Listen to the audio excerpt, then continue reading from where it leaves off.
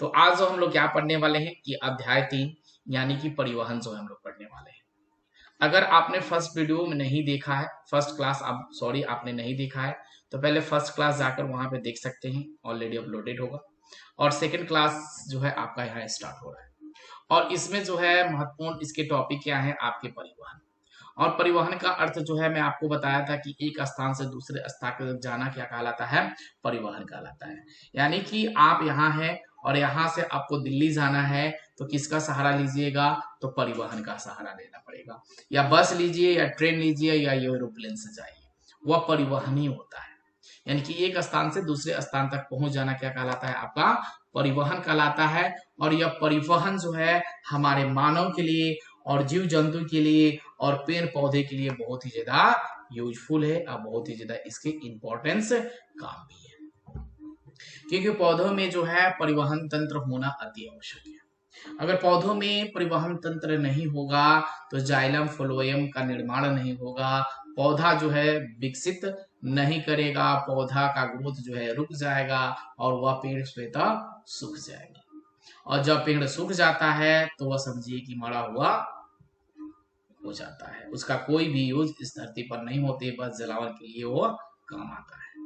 उसी प्रकार हम भी हैं, अगर हम बोल रहे हैं हमें कोशिकाएं हमारी सेल जो है कार्य कर रही है, पूरे गति इसमें है, तो हम भी जो है यहाँ पे हैं। अगर इसकी कोशिकाएं सेल जो है रुक जाएगी तो हम भी क्या हो जाएंगे, एक मृत समान हो जाएंगे। उसी प्रकार पेड़ पौधे भी जो हैं, अगर उसमें जाइलम और फ्लोएम की क्रियाएं नहीं होगी तो वह जो है मर जाएंगे। तो आपने अगर जाइलम मिस किया है तो पहले जाइलम वाले टॉपिक को देख लीजिए, उसके बाद जो है सेकेंड टॉपिक पे हम लोग ध्यान देंगे, किस पे, तो फ्लोएम पे। क्योंकि जाइलम और फ्लोएम एक दूसरे के क्या है, पूरक है। जैसे के लिए मान लीजिए कि नर और मादा एक दूसरे के पूरक है, उसी प्रकार जाइलम और फ्लोएम एक दूसरे के क्या है, पूरक है। तो हम यहाँ देखेंगे क्या, फ्लोएम के बारे में पढ़ेंगे। उसके बाद जो है दो सेकंड टॉपिक जो हम लोग पढ़ने वाले हैं, पौधों में पदार्थों के परिवहन की क्रिया विधि को समझेंगे। उसके बाद तीसरा है जल का अवशोषण एवं परिवहन के बारे में समझेंगे। उसके बाद खनिज लवणों का अवशोषण समझेंगे। यानी कि 4 टॉपिक जो है आज हम इस क्लास में पढ़ने वाले हैं और समझने वाले हैं। तो जाइलम जो है आप लोगों को मैं बताया था, अगर नहीं जानते हैं तो थोड़ा सा हिंट्स जो है आपको मैं दे देता हूँ। क्योंकि जाइलम तंतु जो है आप जान लीजिए कि जाइलम तंतु जो है क्या होते हैं और जाइलम तंतु हमारे लिए क्यों इंपॉर्टेंट है। तो हम पहले जानेंगे कि जाइलम तंतु के बारे में। तो जाइलम तंतु जो है क्या है, यह पेड़ में होता है, यानी कि पेड़ पौधों में जो है यह जाइलम होता है। किसमें पाया जाता है, यह पेड़ पौधा में क्या पाया जाता है, जाइलम तंतु पाया जाता है। जाइलम का कार्य जो है आपको मैंने नोट भी कराया था इसके पहले वाली कोई क्लास में, शायद आपको याद होगा कि नहीं, मुझे पता नहीं है। तो जाइलम के कार्य क्या होते हैं, तो जाइलम का काम पहला होता है क्या, कि भोजन का निर्माण करना। जाइलम का काम क्या होगा, भोजन का निर्माण करना। दूसरा क्या काम होता है इसका, कि पत्ती। तीसरा काम क्या होता है इसमें, रंध् यानी कि स्टोमेटा। और जो है यह क्या काम करता है, एक प्रकाश संश्लेषण की क्रिया, प्रकाश संश्लेषण की क्रिया पूर्ण करता है। ठीक है, जाइलम का इतना ही काम है। और यहाँ लिख सकते हैं, बस इतना ही रखिएगा, बहुत काम है इसका, 4 बहुत है। ठीक है, तो जाइलम का सबसे पहला कार्य जान लीजिएगा कि वह क्या करता है, भोजन का निर्माण करता है। और भोजन का निर्माण कैसे करता है, तो पत्ती की सहायता से करता है। और पत्ती की सहायता कैसे लेता है, तो पत्तियों में क्या पाई जाती है, रंध्र पाई जाती है। और रंध्र का काम क्या होता है, तो प्रकाश संश्लेषण की क्रिया जो है इसमें क्या होती है, पूर्ण होती है। यानी कि सूरज के जैसे ही रोशनी होगी, सूरज की रोशनी जैसे ही निकलेगी और यह रंध्र पे पड़ेगी यानी पत्ती पे पड़ेगी, तब यह क्या करेगा, भोजन का निर्माण करने की प्रक्रिया जो है क्या करेगा, शुरू कर देगा। क्या करेगा, जैसे ही सूरज की प्रकाश की रोशनी अगर इस पत्ते पर पड़ती है तो इस पे जो है स्टोमेटा यानी कि रंध्र पाए जाते हैं। और इस रंध्र पे जैसे सूरज की रोशनी पड़ेगी तो यह भोजन की प्रक्रिया बनाना शुरू करता है। उसे हम क्या कहेंगे? जाइलम तंतु। अब हम चलेंगे फ्लोएम तंतु के बारे में देखेंगे, क्योंकि फ्लोएम तंतु जानना हमारे लिए जरूरी है। हाँ, तो सबसे पहले हम डिस्कस करेंगे यहाँ पे फ्लोएम के बारे में। आखिर फ्लोएम है तो क्या है, फ्लोएम हमारे लिए क्यों जरूरी है? पौधे के लिए तो जाइलम जरूरी था, लेकिन यहाँ फ्लोएम भी जरूरी है। तो आपका जवाब आएगा जरूर कि यस सर, फ्लोएम भी हमारे लिए जरूरी है। ओके, क्योंकि यह क्या है? जल संवहक बंडल का दूसरा जटिल उत्तक है। इसे भी जो है हम जल संवहक उत्तक भी कहते हैं। क्यों कहते हैं? तो यहाँ हम ध्यान देंगे कि यह जल संवहक बंडक जटिल उत्तक है। इसमें पाई जाने वाली चालनी नलिकाएं, इसमें क्या पाई जाती है? चालनी नलिकाएं पाई जाती है। यहाँ फिगर में आपको मैं समझाऊंगा, ठीक है? कि मुख्य कार्य पौधे हरे भागों से निर्माण भोज्य पदार्थ दूसरे भागों में वितरित करता है। चालनी नलिकाएं लंबी तथा नलिका के समान होती है। इसमें जो है ना अनेक छिद्र होते हैं। इन छिद्रों कर द्वारा ही पत्ती एक चालनी नलिकाएं जीव द्रव या दूसरी चालनी नलिकाओं में जीव द्रव से संबंधित रहता है। अब देखेंगे यहाँ पे, अब फिगर जो है आप यहाँ ध्यान देंगे। फिगर में, फिगर से जो है हम टोटल चीज को समझ सकते हैं। अगर फिगर समझ लेंगे तो सब काम समझ लेंगे। देखिए यहाँ दो भाग आपको दिख रहा है, एक भाग यहाँ दिख रहा है। देखिए एक भाग यहाँ आपको दिख रहा है, दूसरा भाग यहाँ दिख रहा है। यानी कि अगर हम, यह पेड़ का एक मोटा सा भाग है, यह पेड़ का क्या है? एक मोटा सा भाग है। और इस मोटे से भाग में इसके दो पार्ट्स हैं। इसके मोटे से भाग में कितने पार्ट्स हैं? दो पार्ट्स हैं। एक भाग यह मान लीजिए, यह भाग जो होता है क्या होता है? जाइलम का होता है। तो दूसरा भाग किसका होता है? फ्लोएम का होता है। ठीक है, एक भाग जाइलम का होगा, दूसरा भाग फ्लोएम का होगा। अब इस जाइलम और फ्लोएम में सबसे पहले जो होती है, इसमें क्या होती है? एक चालनी नलिकाएं होती है। ये सभी चालनी नलिकाएं की तरह होती है, यानी कि छोटे छोटे छिद्र के द्वारा। ये चालनी नलिकाएं क्या करती है कि जाइलम सबसे पहले क्या करता है? भोजन का ऐसे निर्माण किया। ठीक, भोजन का जाइलम क्या किया? निर्माण किया। फिर जाइलम भोजन का क्या किया? निर्माण किया। फिर जाइलम भोजन का निर्माण किया। फिर जाइलम या भोजन का निर्माण किया। ऐसे ही जाइलम क्या करता है? भोजन का निर्माण करता है। भोजन का तो निर्माण कर लिया, लेकिन हमारे घर खाना बन गया। खाना बन गया तो खाएगा कौन? आप या हम। उसी प्रकार अगर फ्लोएम की यहाँ इस वाले भाग पे भूख लगी है, इस वाले भाग में भोजन की यहाँ कमी है, इस वाले भाग पे, यानी कि ये टहनी है, यहाँ के कोने में भाग पे पौधे की भूख लगी है और भोजन जो है बनके तैयार है। और फ्लोएम में क्या भरा होता है? तो फ्लोएम में जो है जल भरा होता है। ठीक है, जल भरा रहता है। फ्लोएम क्या करेगा? जाइलम क्या करेगा? इसको भोजन देगा तो यह यहाँ आएगा। लेकिन जैसे ही यहाँ आया तो क्या यहाँ की जल कहाँ जाएगी? क्योंकि इसमें तो जल भरा है, तो जल कहाँ जाएगी? कुछ तो जवाब आना चाहिए कि जल कहाँ जाएगी। तो यह जल जो है जाएगी वाष्पोत्सर्जन की प्रक्रिया में। वाष्पोत्सर्जन की प्रक्रिया में जो है यह जल चली जाएगी, यानी कि पेड़ की पत्तियों पर जो है यह जल चला जाएगा। आपने देखा होगा, अधिकांश आपने देखा ही होगा। इनमें सोचने वाली बात आप नहीं है। ये आपने एक समझिए, सपोज मानिए कि एक बोतल ले लीजिए आप, और इस बोतल में जो है, जैसे मैंने एक बोतल ले लिया अपने पास, और इसमें यहां तक जो है ऊपरी स्तर तक जो है हम जल भर दें, तो यहाँ जल जब भरेंगे, इसमें अगर हम कुछ डालेंगे, इसमें इस बोतल में हम कुछ अगर डालते हैं तो पानी जो है क्या ऊपर की ओर आएगा या इसके अंदर चला जाएगा? आपका जवाब कुछ आना चाहिए। यह बोतल आप देख रहे हैं और पूरे यहां तक जो है इसे भर दिया जाए और बोला जाए कि आप इसमें शीशे की गोली डाल दीजिए, तो पानी की लेयर ऊपर आएगी या नीचे जाएगी? बिल्कुल सिंपल सवाल है आपसे। या आपके पास बोतल है और यहां तक जल भर दिया जाए और आपसे बोला जाए कि इस बोतल में क्या करना है? आपको पानी डालनी है। इस बोतल में क्या करनी है? आपको पानी डालनी है। तो आप पानी का लेयर जो है डालकर इतना तक फुल कर दिए। अब आपसे बोला जाए कि एक शीशे की गोली लो और इस बोतल में डालो, तो शीशे की गोली तो इस बोतल में आ गई, तो पानी ऊपर जाएगा, और बेस है कि पानी कहाँ जाएगा, ऊपर जाएगा, नीचे तो आएगा नहीं क्योंकि नीचे से बंद है, नीचे से पूरी लेयर क्या है, बिल्कुल ही बंद है, तो यह ऊपर की ओर जाएगा। और जैसे ऊपर की ओर जाएगा तो यहाँ की आयतन जो है क्या ले लिया, गोली ले लिया। फिर दूसरी गोली अगर बोला जाए डाली कि यहाँ, तो यहाँ की आयतन लेगा, फिर यहाँ की आयतन लेगा, तो यहाँ की पानी सभी कहाँ जाएगी, ऊपर की ओर चली जाएगी। उसी प्रकार यह पौधा जो है यहाँ जाइलम में जैसे ही उस भोजन का निर्माण हुआ, भोजन आया, तो फ्लोएम क्या करेगा, पत्तियों को दे देगा पानी कि लो अब इसे आप वाष्पोत्सर्जन की प्रक्रिया पूर्ण करो। अब यह भोजन यहाँ तो नहीं रह गया, क्या कि भोजन की जरूरत है यहाँ पे आपकी। अब फिर क्या करेगा, यह भोजन उठ के थोड़ा सा ऊपर आएगा यहाँ पे, और यहाँ से घसक के ई वाली फ्लोएम जो है यहाँ पे आ जाएगी। अब इसकी लेयर जो है क्या हो रही है, डाउन हो रही है, इसकी लेयर क्या हो रही है, डाउन हो रही है, और इसकी लेयर जो है बढ़ रही है।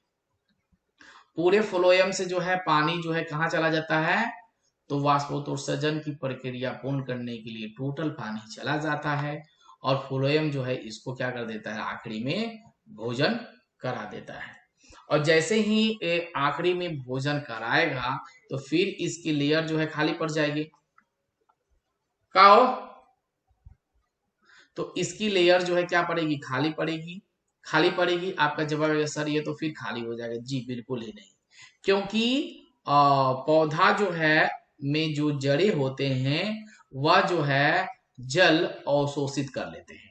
तो फ्लोएम का काम होता है भोजन को, जहां भोजन की कमी है उस भोजन को दे देना, भोजन उसको करा देना, और उसके बाद जैसे ही भोजन वह कराएगा तो फिर जो है जड़ पानी को क्या करेगा, अपने अंदर अवशोषित कर लेगा। तो यही प्रक्रिया होती है किसकी, फ्लोएम की। क्योंकि फ्लोएम सबसे इंपॉर्टेंट जो है इस चैप्टर का इसलिए पार्ट्स है क्योंकि फ्लोएम के बिना पौधे में कोई भी विकास नहीं होती है। आपको भोजन करा दिया जाए, सपोज मानो कि आपको भोजन हमने करा दिया, आपको हमने खाना खिला दिया, आप खाना खा के बिल्कुल ही मस्त हो गए, और आपको पानी ना दिया जाए तो आप कितने देर तक जो है पानी के बगैर रह सकते हैं, 2 घंटे, 4 घंटे, 6 घंटे, 8 घंटे, 10 घंटे, उसके बाद क्या होगा। तो इसलिए कि पौधों में जो है पानी आपको देने की जरूरत नहीं पड़ती है। अगर आप पौधे में पानी नहीं दे रहे हैं तो मत दीजिए, कोई भी दिक्कत होने वाली नहीं है, क्योंकि जड़ से जो है यह क्या करता है, पानी को अवशोषित कर लेता है, अवशोषित करता है, क्या करता है, जड़ से पानी को अवशोषित कर लेता है। और जैसे ही जड़ से पानी को जो है अवशोषित करेगा, और यह जैसे ही अवशोषित कर लेगा और फिर अवशोषित करने के बाद जो है तुरंत वाष्पोत्सर्जन की प्रक्रिया जो है पूर्ण करना शुरू करेगा। तो यह क्रियाएं जो है कंटिन्यू होती है, इसलिए कहा जाता है कि एक पेड़ अपने जीवन काल में, एक पेड़ अपने जीवन काल में कितने लीटर पानी स्रावित करता है, कितने लीटर पानी स्रावित करता है, पानी छोड़ता है या स्रावित करता है, बात एक ही है, स्रावित करता है या छोड़ता है। तो आपको यह चीज जो है बिल्कुल याद होनी चाहिए कि एक पेड़ अपने जीवन काल में अपने वजन से 100 गुना, अपने वजन से 100 गुना, अपने वजन से कितना, 100 गुना जो है पानी क्या करता है, स्रावित कर देता है। यानी कि स्रावित होना यानी कि वाष्पोत्सर्जन की प्रक्रिया, वाष्पोत्सर्जन की प्रक्रिया द्वारा जो है बाहर की ओर निकालता है अपने वजन से 100 गुना। तो यह प्रक्रिया जो होती है किसकी होती है, फ्लोएम की होगी। और फ्लोएम पेड़ों के लिए बहुत अनिवार्य है, और जाइलम भी बहुत ही ज्यादा अनिवार्य है, ये दोनों इंपॉर्टेंट है। आगे हम नेक्स्ट टॉपिक पे ध्यान देंगे। नेक्स्ट टॉपिक जो है हमारे सामने क्या है? नेक्स्ट टॉपिक है हमारे सामने कि यहाँ बोला गया है कि नेक्स्ट टॉपिक हमारे सामने आ गया कि पौधों में पदार्थों के परिवहन की क्रिया विधि, यानी कि हमारे लिए जो है पौधा है उसके परिवहन की क्रिया विधि कैसे होती है। तो परिवहन की क्रिया विधि समझेंगे, सबसे पहले जो हम जल से लेते हैं। तो जल जो है खनिज लवण एवं खाद्य पदार्थों का परिवहन विकसित पौधों में दो प्रक्रियाओं के सहयोग से करता है। जल जो है खनिज लवण एवं खाद्य पदार्थों का परिवहन विकसित पौधों में दो क्रियाओं के सहयोग से जो है करता है। अब इसकी दो क्रियाएं जो है कौन होती है? तो पहला होता है स्थानांतरण और दूसरा होता है वाष्पोत्सर्जन। दो प्रक्रियाएं इसकी पूर्ण होती है, जल, खनिज और खाद्य पदार्थ के। आप जल समझते हैं, खनिज लवण भी समझते हैं और खाद्य पदार्थ भी समझते हैं। अगर आप नहीं समझ में आता है तो एक चीज को आप याद रखिए, फर्स्ट वाली वीडियो जो है देख लीजिए, पार्ट 1। आप वहां पर लिखा होगा पार्ट 1 है, ये पार्ट 2 है। तो पार्ट 1 जरूर देख लीजिएगा। क्यों देख लीजिएगा? क्योंकि जल कहां से प्राप्त होता है, खनिज क्या क्या होते हैं और खाद्य पदार्थ क्या क्या होते हैं। पौधे के लिए गैर यानी कि गुण पौधों के लिए गुण पोषक तत्व क्या होते हैं, गुण पोषक तत्व क्या होते हैं, और पौधे के लिए प्राथमिक पोषक तत्व क्या होते हैं। हम जानते हैं कि हमारा प्राथमिक भोजन क्या है, तो चावल दाल रोटी खा सकते हैं, प्राथमिक भोजन हमारा यही है। तो पौधे के लिए प्राथमिक भोजन क्या होता है? पौधे में अगर विकास रुकती है, पौधे में अगर विकास नहीं होती है, पौधा ग्रोथ नहीं करता है, तो उसे प्राथमिक भोजन की आवश्यकता है। अगर सेकंड गुण व्यवस्था चाहिए कि विकास नहीं हो रहा है, मोटा नहीं होता, सेकंड गुण व्यवस्था हम कर सकते हैं। अगर हमारी प्राथमिकता है दाल चावल रोटी खाने की, अगर उससे हमारा विकास नहीं हो रहा है, तो डॉक्टर बोलते हैं कि इसे जो है थोड़ा सा दूध पिलाओ, कोई पौष्टिक आहार दो, मांस खिलाओ, मछली खिलाओ, अंडा खिलाओ, तो बोलते हैं ना डॉक्टर। तो उसी प्रकार पौधे में अगर विकास नहीं होता है तो उसकी सेकंड स्टेप पे थोड़ा सा हम लोग ध्यान देते हैं। और सेकंड स्टेप क्यों ध्यान देते हैं? क्योंकि सेकंड से ही हमारा जो है शरीर का विकास होता है। जब हम चावल रोटी खा के स्ट्रांग नहीं हो रहे तो खल्ली नहीं बनेंगे ना भाई। हमें चाहिए कि बिल्कुल हमारा शरीर जो है सुटेबल हो, सॉलिड हो, देखने में हम खूबसूरत लगे। तो प्राथमिक से तो काम चलेगा, लेकिन प्राथमिक से भी खूबसूरत नहीं दिखते हैं, तो सेकंड तो रूप अपनाना पड़ेगा। जिस यह रूप जो देख रहे हैं आप मुझे, यह भगवान ने बिल्कुल बना के भेजा है। इसमें परिवर्तन हम क्या करते हैं? तो सेकंड टर्म का यूज करते हैं। यानी कि यहाँ तो हम लगा सकते हैं Fair Handsome, Garnier Men Light, Pond's, कुछ भी जो है हम लगा के अपने रंग को जो है बदल सकते हैं। लेकिन जो हमारे भगवान ने बनाकर भेजा है उससे जो हम भिन्न नहीं है।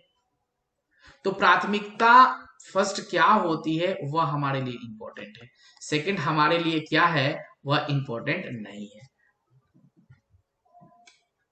अच्छा, आप अभी आए हैं इसलिए जो है आपको समझ में नहीं आया है।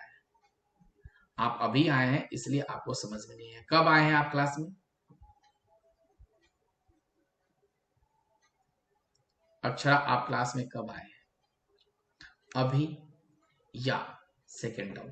जो मैं यहाँ बात कर रहा हूं वो किस टॉपिक पे बात कर रहा हूं आप नहीं समझे होंगे, तो मैं थोड़ा सा आपको पहले समझा ही देता हूं। क्यों? देखेंगे कि यहाँ पौधा जो है, तो पौधे के प्राथमिक भोजन क्या होते हैं? प्राथमिक भोजन, और दूसरा यहाँ बात हो रहा था हमारा द्वितीय भोजन। यहां बात हो रही थी अक्षर आपसे कि प्राथमिक भोजन क्या होगा, द्वितीय भोजन क्या होगा। यहाँ पेड़ पौधे से भी ले लो या एक मानव का ले लो, दोनों के लिए दो भोजन होते हैं, प्राथमिक और एक द्वितीय। प्राथमिक भोजन से अगर हमारा शरीर में विकसित प्रक्रियाएं नहीं हो रही है तो हम सेकेंड टर्म अपनाते हैं। उसी प्रकार प्राथमिक भोजन से अगर इस पौधे में विकास नहीं हो रही है तो उसे हम सेकेंड भोजन कराने की कोशिश करेंगे। अगर जो है प्राथमिक भोजन हमारा, जैसे जो घर की जो भी सामग्रियां हैं उसे हम खा रहे हैं, फिर भी हमारे शरीर में विकास नहीं हो रही है, तो हम क्या करेंगे? सेकेंड रूप अपनाएंगे, यानी कि बाहर के सामानों को ज्यादातर हम सेवन कराएंगे। जैसे बाहर से हम दूध ला सकते हैं, दूध तो हम घर में पैदा नहीं करते, दूध ला सकते हैं, पनीर ला सकते हैं, खोआ ला सकते हैं, मलाई ला सकते हैं। मीट ला सकते हैं, मछली ला सकते हैं, अंडा ला सकते हैं। तो ये सभी पौष्टिक आहार जो है इस आदमी को दिया जाए, कहीं इसमें विकास हो सके। तो यही बातें जो हो रही थी कि पौधे की प्राथमिकता विकास जो है क्या होती है। तो उसके पौधे के पदार्थों के सबसे पहला प्राथमिकता जो होगी उसका क्या होता है, जल होता है, खनिज होता है, लमर एवं खाद्य परिवहन जो है विकसित होता है। इसे दो भागों में जो है बांटा गया है। तो पहला भाग क्या है, स्थानांतरण का। स्थानांतरण भाग क्या होता है कि एक स्थान से दूसरे स्थान तक जाना, एक स्थान से दूसरे स्थान तक जाना क्या होता है, आपका स्थानांतरण होता है। यानी कि एक स्थान से दूसरे स्थान तक चले गए, क्या हुआ, यह स्थानांतरण हो गया। यानी कि जिसके द्वारा घुलित पदार्थों का चालन पौधे के एक अंग से दूसरे अंग तक होता है, उसे हम क्या कहते हैं, स्थानांतरण कहते हैं। स्थानांतरण मतलब मान लीजिए सब्जी की सपोज मानिए कि परिवहन, यानी कि एक स्थान से दूसरे स्थान तक जो है, जो पौधा में जो होता है क्या, घुलित पदार्थ एक स्थान से दूसरे स्थान तक चला जाता है, उसे क्या कहेंगे, हम स्थानांतरण कहेंगे। यानी स्थानांतरण की प्रक्रिया कब होती है, जिसके द्वारा घुलित पदार्थ, तो घुलित पदार्थ में क्या हो सकता है, जल हो सकता है, खनिज हो सकता है, लवण हो सकता है, और चालन पौधे के अंग से दूसरे अंग तक जो है पहुंच जाता है, उसे हम क्या कहेंगे, स्थानांतरण। और दूसरा हमारा क्या होता है, वाष्पोत्सर्जन। तो वाष्पोत्सर्जन की प्रक्रिया जो है कैसे पूर्ण होती है, तो जिसके द्वारा जल पौधे के बाहरी वायवीय भागों द्वारा वाष्प के रूप से निकलकर हवा में मिल जाता है, एवं इसके साथ साथ अवशोषण जल का जाइलम द्वारा स्थानांतरण होता है। ठीक है, हालांकि जल की बहुत अधिक मात्रा का अवशोषण जड़ द्वारा होता है, लेकिन इसका लगभग 10% ही पौधा की क्रियाओं के द्वारा जो है वायुमंडली में हो पाता है। लगभग 90% जो है वाष्प के रूप में पत्तियों की सतह से वायुमंडल में मुक्त होता है। यानी कि लगभग 90% जो है क्या होता है, वाष्पोत्सर्जन की प्रक्रिया में जल जो है निकल जाता है, और 10% ही जो है बचा हुआ रहता है पौधों में जल। ओके, आगे हम लोग थोड़ा सा ध्यान देंगे, नेक्स्ट टॉपिक पे चलेंगे हम। तो नेक्स्ट टॉपिक जो है आपके सामने यहाँ आ गया। नेक्स्ट टॉपिक,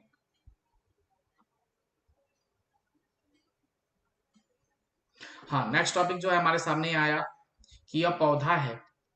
तो पौधे के बारे में शायद पौधा जो है आपके सामने यहाँ, और इस पौधे को देखेंगे कि गौण पोषण तत्व यानी कि सेकंड पोषण तत्व जो है क्या है, जो जो अभी मैं आपसे बात ही कर रहा था। अभी जो मैं आपसे बात कर रहा था कि सेकंड पोषण तत्व क्या होंगे और प्रथम पोषण तत्व क्या होंगे, अभी मैं आपसे इस बारे में जिक्र कर रहा था। मैं आपको बता रहा था कि पौधे के लिए सबसे प्राथमिकता क्या होती है भोजन, तो वह होता है नाइट्रोजन, दूसरा होता है फास्फोरस, तीसरा होता है पोटास। यह पौधे के लिए तीन जो है क्या है, प्राथमिकता है भोजन के। प्रथम चरण जो है पौधे का भोजन क्या है, तो नाइट्रोजन, फास्फोरस और पोटास। ठीक, सेकंड पोषण तत्व क्या है आपके, तो यहां दिया गया है कैल्शियम, मैग्नीशियम और सल्फर। तो सेकंड पोषक तत्व क्या होंगे, कैल्शियम, मैग्नीशियम और सल्फर। और अन्य पोषक तत्व क्या होंगे, अन्य पोषक तत्व क्या होंगे, अन्य पोषक तत्व यानी कि सूक्ष्म पोषक तत्व के रूप में क्या ले सकते हैं, तो आयरन, मैग्नीज, जिंक, बोरान, मेडिविडियम, कॉपर, क्लोरीन, कोबाल्ट और सोडियम, यह उसके अन्य पोषक तत्व हो गए। यानी कि उसी प्रकार हमारा भी शरीर जो है परिवहन के अंतर्गत आता है, हम भी परिवहन से कहीं भिन्न नहीं है। इसलिए भिन्न नहीं है क्योंकि हमारे लिए भी फर्स्ट प्राथमिकता भोजन की जरूरत होती है और सेकंड प्राथमिकता की जरूरत होती है, क्योंकि हम क्या है, स्वपोषी तो नहीं है पर पोषण है। तो इसलिए इस चीज को जानना जरूरी होता है कि प्राथमिकता हमारी प्रथम क्या है और द्वितीय प्राथमिकता क्या है। अगर इस दोनों को अगर हम जान लेते हैं तो कोई दिक्कत नहीं होती है। तो यही पौधे की क्या है, प्राथमिकता है कि पहला भोजन उसका क्या होता है, तो नाइट्रोजन, फास्फोरस और पोटास होता है, और दूसरा भोजन क्या होता है, तो कैल्शियम, मैग्नीशियम और सल्फर होता है। और अन्य पदार्थ जो है इसके क्या होंगे, तो iron, manganese, zinc, boron, copper, chlorine, cobalt और सोडियम होते हैं। ठीक है, चलेंगे आगे नेक्स्ट पे थोड़ा सा हम ध्यान देते हैं।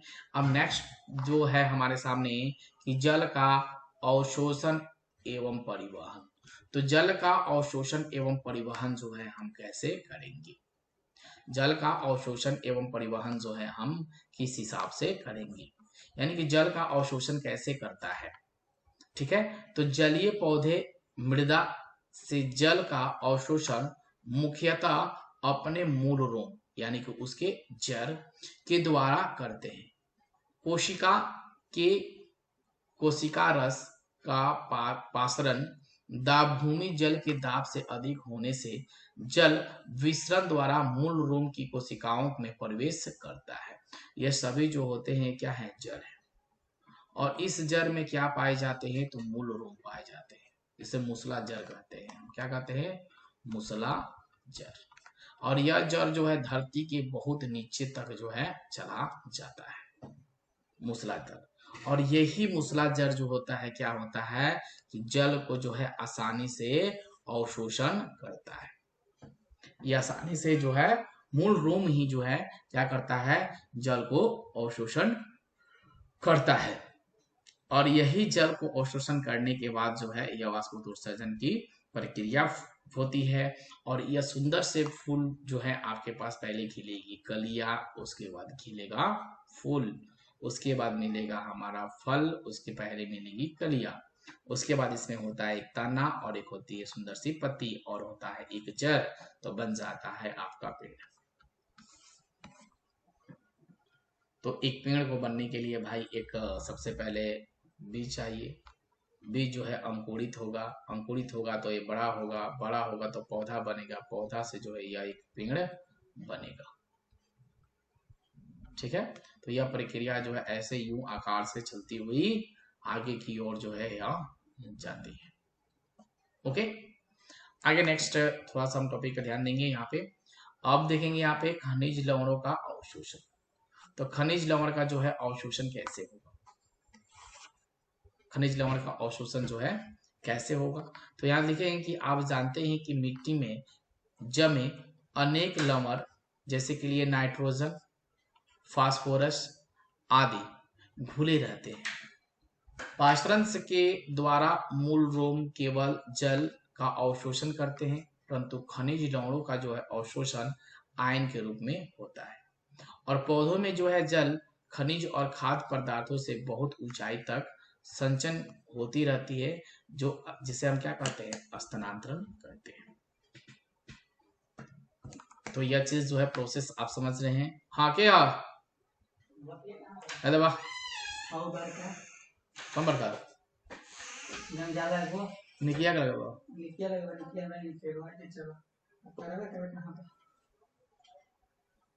निकिया कर मांग बड़ा घर से तारा बात पूछो नो पापा से। हाँ हाँ आवता है 10 मिनट में। हाँ, तो यहाँ देखेंगे हम सबसे पहले जानेंगे,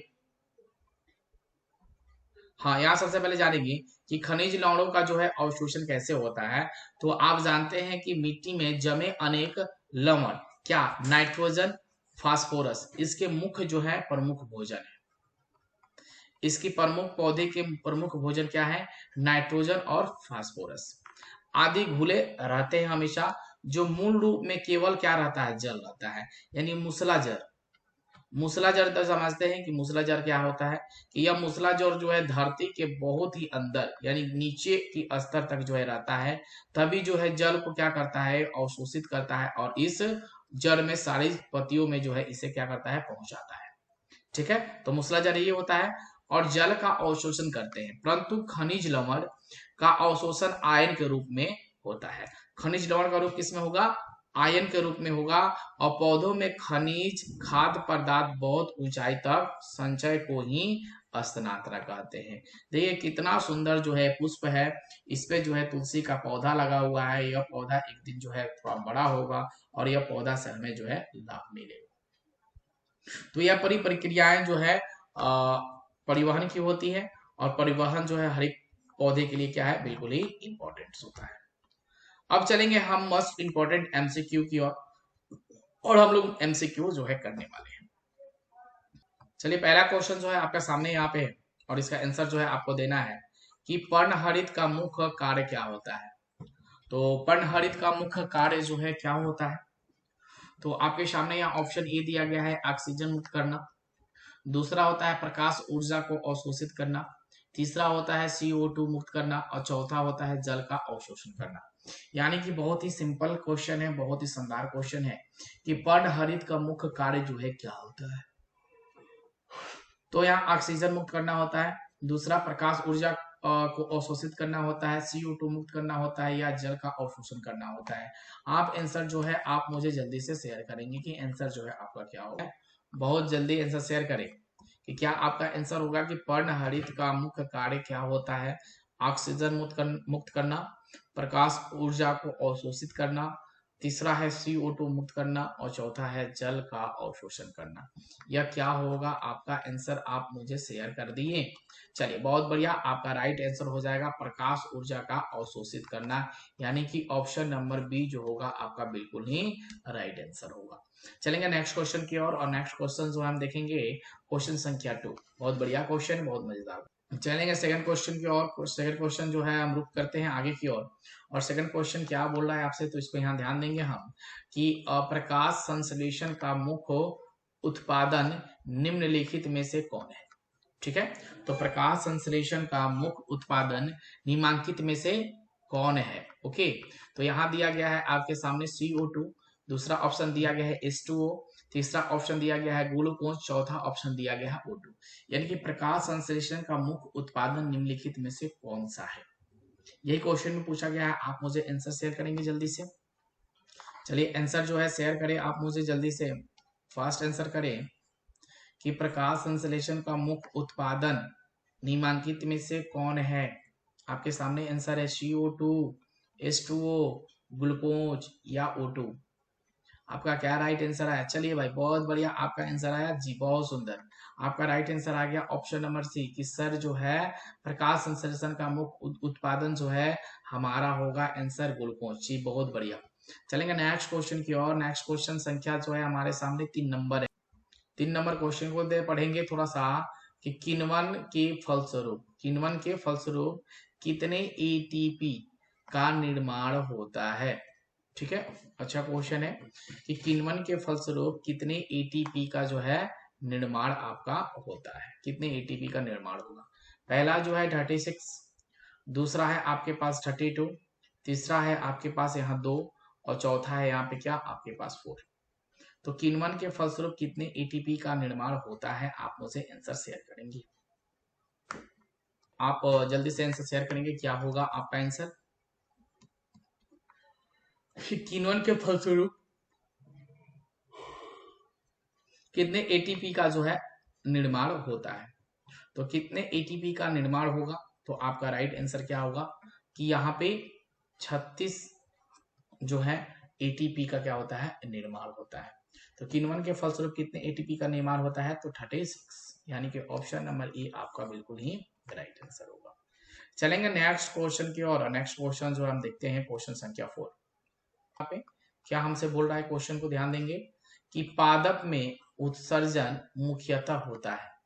तो पादप में उत्सर्जन मुख्यतः क्या होता है, तो आपके सामने यहाँ दिया गया है रंध्रों के द्वारा, दूसरा दिया गया है वात्म रंध्रों के द्वारा, तीसरा दिया गया है तरुण ताना में, और चौथा दिया गया है इनमें से सभी।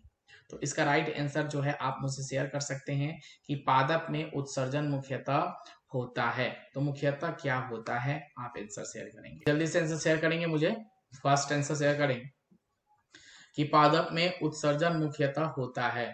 तो पादप में उत्सर्जन मुख्यतः क्या होता है, तो रंध्रों के द्वारा होता है, या वात्म रंध्रों के द्वारा होता है, या तरुण ताना के द्वारा होता है, इनमें से सभी के द्वारा होता है।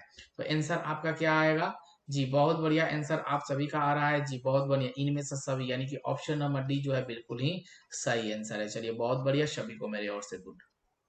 चलिए, बहुत सुंदर। आगे नेक्स्ट क्वेश्चन की ओर चलेंगे।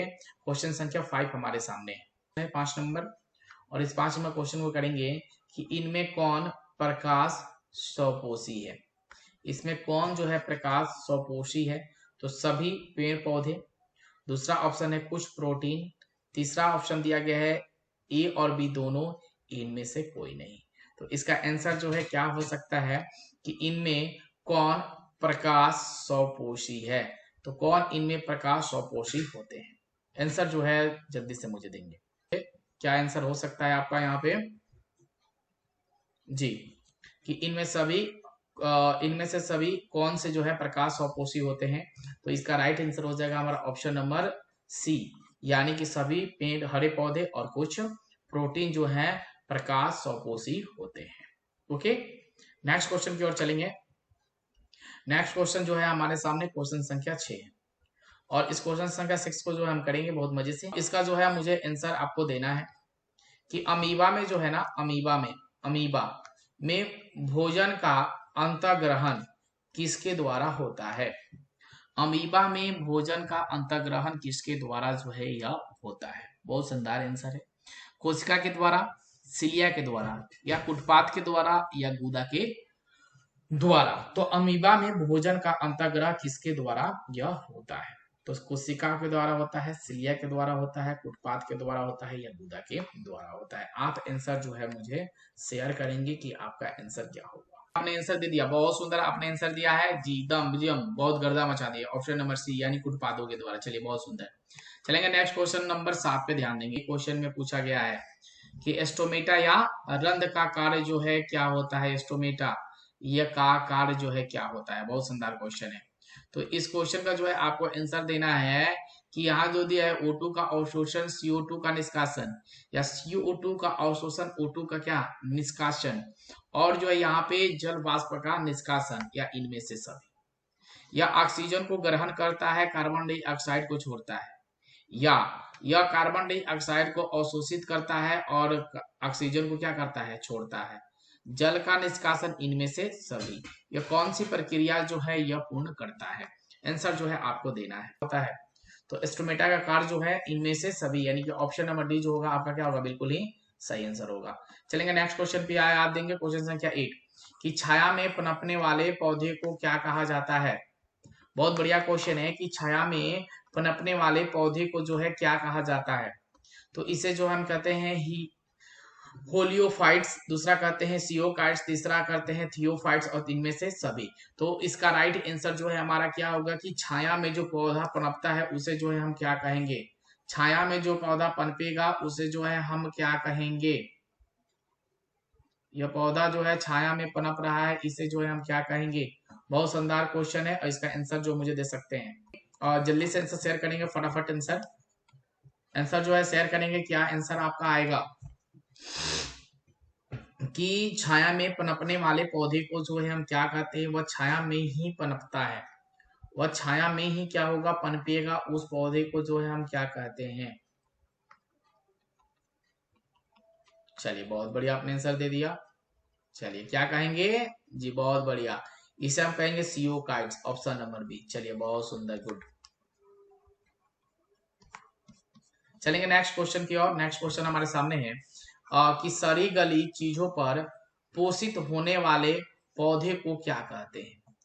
जो पौधा एक दूसरी मृत जीव जंतुओं से अपना भोजन को ग्रहण करते हैं उसे हम क्या कहते हैं? यानी कि मृत जीवों से अपना भोजन को ग्रहण करे उसे हम क्या कहते हैं? उसे क्या हम परजीवी कहेंगे, या मृत जीवी कहेंगे, या परपोषी कहेंगे, या स्वपोषी कहेंगे? यानी सड़ी गली चीजों पर पोषित होने वाले पौधे को जो है हम क्या कहेंगे? आंसर जो है शेयर कर सकते हैं आप। चलो जल्दी से आंसर शेयर करेंगे मुझसे कि क्या आपका आंसर होगा। बिल्कुल शानदार क्वेश्चन है कि सड़ी गली चीजों पर पोषित होने वाले पौधे को जो है हम क्या कहेंगे?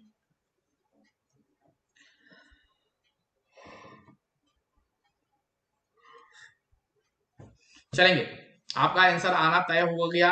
आप आंसर शेयर करें जल्दी से कि सड़ी गली चीजों पर पोषित होने वाले पौधे को जो है हम क्या कहते हैं? बिल्कुल बढ़िया क्वेश्चन जी, उसे हम कहते हैं मृत जीवी। ऑप्शन नंबर बी बिल्कुल ही सही आंसर है। चलिए बहुत सुंदर, गुड। नेक्स्ट क्वेश्चन पे चले हम। नेक्स्ट क्वेश्चन जो है हमारे सामने है कि ऊर्जा उत्पादन के लिए ऊर्जा उत्पादन के लिए कोशिका प्रायः किसका उपयोग करती है? यानी कि ऊर्जा उत्पादन के लिए कोशिका प्रायः किसका उपयोग जो है करेगी? पहला ऑप्शन है यहाँ पे ग्लूकोज का, दूसरा ऑप्शन है अमीनो अम्ल का, तीसरा ऑप्शन है वसा का, चौथा ऑप्शन है सुक्रोज का। तो यह जो है ऊर्जा उत्पादन के लिए कोशिका किसकी प्रायः उपयोग करती है, ये क्वेश्चन में बोला गया है कि ऊर्जा के उत्पादन के लिए कोशिका प्रायः किसका उपयोग करती है। तो आपके सामने तो ऑप्शन यहाँ मौजूद है, आप जो है आंसर शेयर करेंगे कि आपका, आप जितने जल्दी आंसर शेयर करेंगे आगे क्वेश्चन जो है आपको दिया जाएगा।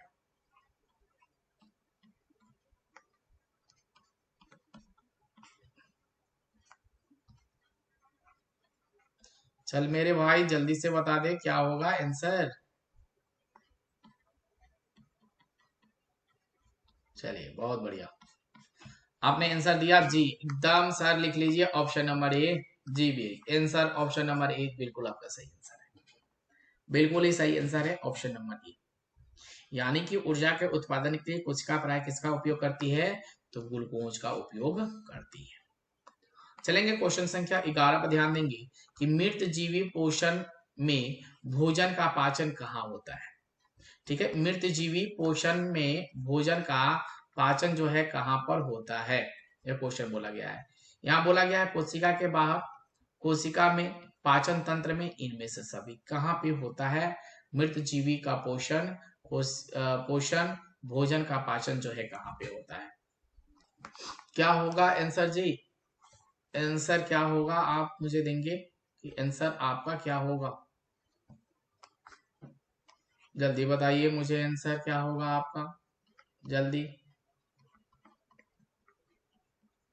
जल्दी बता देंगे कि मृत जीवी पोषण में भोजन का पाचन कहाँ होता है? तो भोजन का पाचन जो है कहाँ पे होगा? तो भोजन का पाचन क्या होगा? एकदम आपने आंसर सही दिया, ऑप्शन नंबर ए, यानी कि कोशिका से बाहर होगा। चलिए बहुत सुंदर आपने आंसर शेयर किया। चलेंगे जो है यहाँ पे ध्यान देंगे 12 नंबर की वह प्रक्रिया जिनके द्वारा मनुश्वसन ग्रहण करते हैं तथा छोड़ते हैं उसे जो है हम क्या कहते हैं? कि वह प्रक्रिया जिनके द्वारा मनुष्य श्वसन ग्रहण करते हैं या छोड़ते हैं उसे हम क्या कहते हैं? श्वास कहते हैं, श्वसन कहते हैं, निश्वसन कहते हैं या प्रवास कहते हैं। आंसर आपके ऊपर डिपेंड करता है कि आंसर जो है आप मुझे क्या शेयर करेंगे। चलिए आंसर क्या देंगे आप मुझे? हाँ जी, आप आंसर शेयर करेंगे जल्दी से कि क्या आंसर होगा कि वह प्रक्रिया जिनके द्वारा मनुष्य श्वसन ग्रहण करते हैं तथा छोड़ते हैं वह क्या कहलाते हैं? तो आपका बिल्कुल ही राइट आंसर आने वाला है, आ ही गया, बिल्कुल ही सही, श्वास, ऑप्शन नंबर ए। चलिए बहुत बहुत धन्यवाद आपको सभी को मेरी ओर से। क्या तो पहले मैं बोलूंगा थैंक यू सो मच, इसलिए क्योंकि नेक्स्ट क्लास जो है कल हम आपसे मिलेंगे।